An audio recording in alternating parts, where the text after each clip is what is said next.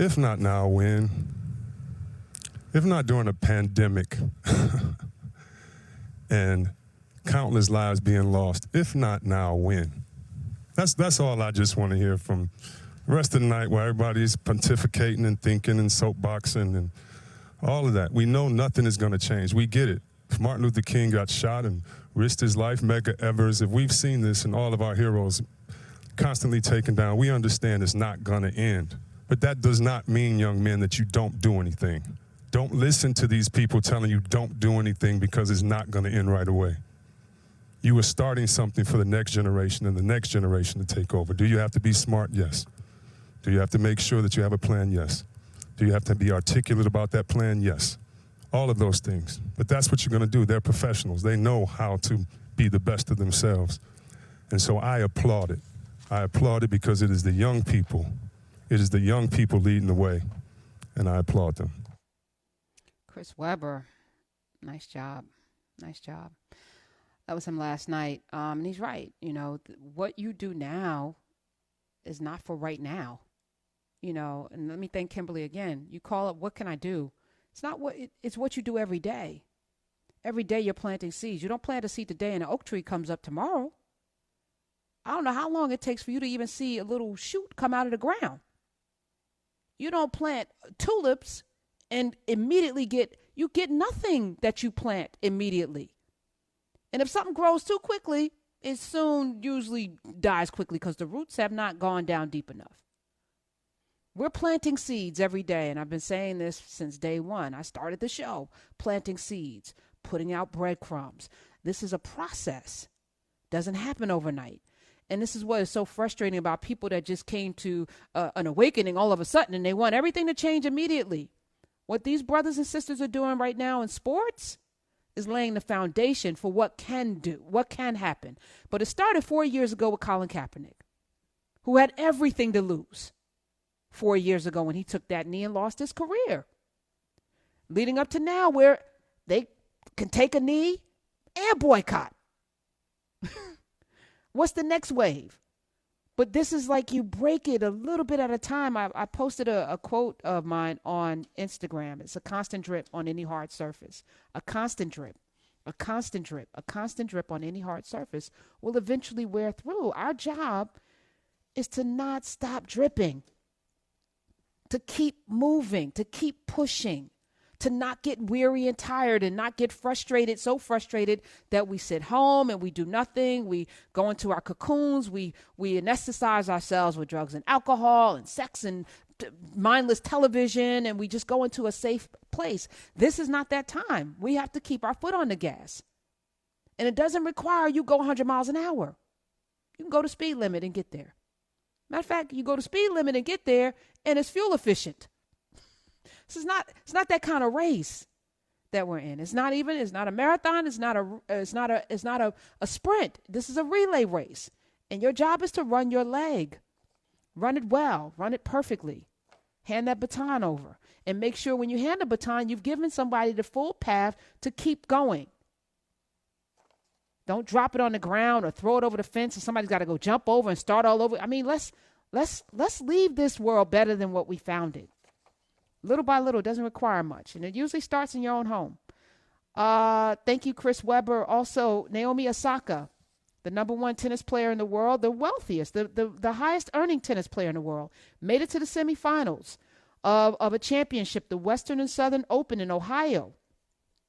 She is boycotting her own championship. She made it to the semifinals. She will not play in her championship match or her semifinal match tonight because she said, before I'm an athlete, I am a black woman. And as a black woman, I feel as though there are much more important matters at hand that need immediate attention rather than watching me play tennis. These people are sacrificing their names in history books. Championships are being sacrificed right now because it is more important for the nation to wake up to the reality that you're not going to cheer for me and not have respect for me. You're not going to be able to cheer for me or root against me. And I'm not going to give you an outlet to have some entertainment while there's blood in the streets, while brothers are being shot in the back. And again, it's different. It's different when it's in the hands of somebody who is paid to serve and protect you. There's a betrayal there that is so much deeper when the bullet comes in the form of law enforcement. 866-801-8255. Let me take a couple more calls, and let me thank you guys for indulging me today. I had a lot of guests lined up. I was like, no, I want to talk. I want to talk to you guys. Let's see. Let's go to Murphy in North Carolina. Hey, hi, Karen. Hey. And hi.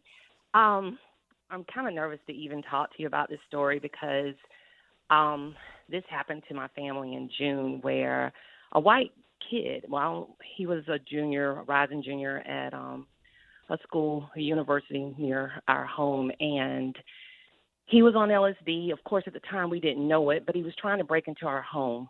And we live in a predominantly white neighborhood, but he was trying to break into our home. My husband kept telling him, get off our porch. We don't know you. You're in the wrong, you're not at your home, whatever. So he would not leave. He would leave our front porch, run around to our back deck, bang on our door, kicking and trying to get in. And we were, doing everything we can to, obviously keep the door closed and everything, leaning up against the door, because he literally, when I say he was trying to break down our door, he was. I called the police, had the police officers on the phone, told them, this guy's trying to break into our home. We don't know who he is. They could hear him screaming, from our porch, on the porch and everything. So my husband yelled out, I'm going to get my gun. We don't keep the gun inside our house. We keep our gun in the garage. So he goes and gets the gun. We show him the gun through the window because we have glass on the side of our door. We show him the gun. He still would not leave our house, our premises. And I'm begging the 911 operator, please hurry up and send the police, because this guy comes in our house, my husband's going to shoot him. And I was so scared, because with everything that's going on, shortly after the whole thing with George Floyd, you had heard, or we had heard, there's going to be a race riot. There's going to be a race riot. So for me, I thought, this guy, is trying to get into our house. And once he's here, are there other white guys that are going to just come into our home? And so anyway, they heard my husband say he was going to get his gun. Then they got, they were like, okay, we've escalated this call. They're on the way. Make sure, your weapons are down when the police get there. So the police come. We're standing at the door at this time. And so they tell this guy to, drop to the ground. They tell him, get down on your knees. He gets down on his knees. And when they get out the car, trust me, they had their guns out. And we're looking out the window. They have their guns out. And they say, drop to your knees. He does that. And they put their guns away. And he jumps up. And I start screaming. I say, oh, my God, they're going to shoot him. My husband says, no, they're not, because he's white. And I promise you, they did not pull out a taser. They did not pull their guns back out. They tackled him. They tackled him to the ground. They arrested him. And it is the fact that I saw how they de-escalated that situation and how they did not shoot this guy. They didn't taser him or anything. And I get so mad and so angry, because it is true. They can react different if they want to. They choose not to. And, it's one of those situations where I was so mad and so angry, because, no, I didn't want him shot. But I just felt like, oh, my God, I just really cannot believe I'm witnessing this. And it then would make sense. It would make sense to you if they shot him, because then you would say, oh, that's how they behave. It's not racist. It's not racial. This is just how cops are. It would at least make sense.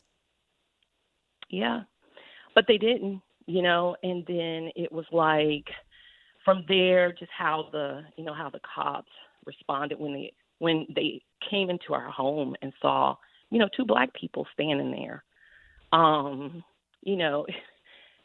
of the silliest things. It was like, my husband referred to me as his wife. I referred to him as my husband. As we were describing what was going on and what happened, they asked for our ID. They saw our ID. They saw our names are the same. Our last names are the same. Our address is the same. And they were looking around at our home, and then the cop says, so are y'all married? And I'm thinking, okay, our ID is the same. Our last name on our ID is the same. He has referred to me as his wife. I've referred to him as my husband. It's like, what the hell do you think? I mean, do you think this is But my what brother difference did it standing make? here? And that What part difference? too. What did it even matter whether you were married? Yeah, and that part too. And I think they were a little surprised when they opened the door and saw our faces, because I don't think they expected that we would live here, you know. But it's like I said, it's just too much. But I will say something to you that is positive. I mean, my son is 20, and he and his friends, I mean, they are about it. They are voting. I mean, they are so serious. They are, I mean, you know, their posts, you know, and the way that they're posts and the things that they put on their pages, their Instagram pages and their social media, it is so different now. It is not the silliness about, you know, whatever. It's not that anymore. I mean, they are so serious. And my son said to me, he said, you know what, Mom, now I understand and I get it. I understand why you were always so worried, you know, whenever I would leave out, and why you know, would always call and say, call me and make sure you know, you're where you're supposed to be and all those kinds of things. I mean, it's like he really, really understand what is happening. And so I want to say, you know, granted, we're in North Carolina. He's in school in Virginia, but he's coming home to vote because he doesn't want any crap with his absentee ballot. He doesn't want it being delayed. He is coming home. And, you know, it's like, I just want you to feel encouraged that I don't know where these young people are, some of the pockets that don't want to vote or want to listen to other people. But I can just say to you, just the hope that I feel with my son's peers and the fact that they are serious about voting and trying to make a change. So that's all I want to say. How old is your son? Murphy, My you son were is perfect. 20.